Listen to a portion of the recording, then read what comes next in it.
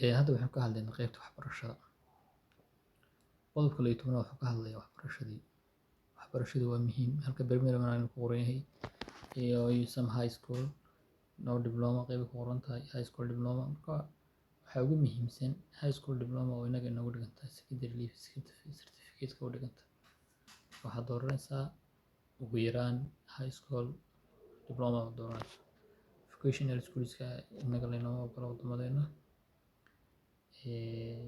Marka Samir First Course dad jaacada wadid oo kale Samir First Course baad dooranaysaa hadaadan weli dhammayn oo sanadka dambe dhammaynayso oo kale ama wax ka gaarsiiyin. Muhiimaddu qodobkan waa xaaladda hadda iskuulka ama yani waxbarashada levelkaaga halka ku qoraysa ka dooranaysaa.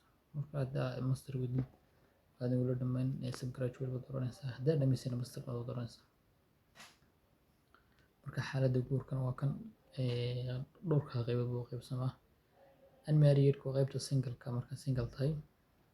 Married and not citizen USA markaas oo kale waad dooranaysaa xaaskaaga ama odaygaaga sawirkiisa gelinaysa.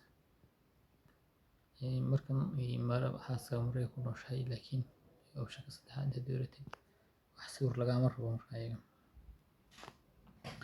qaybta divorce iyo midowga oo kale iyo legally separated marka saddexda option ayana waa hadda ka tahay baad dooranaysaa insha Allah.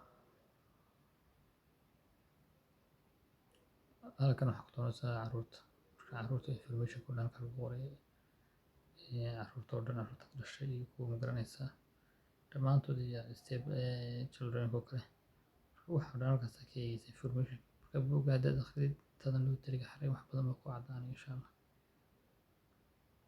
intaas waa hadhay inta ugu muhiimsan oo ka hadalay inta kale iska akhrista insha Allah.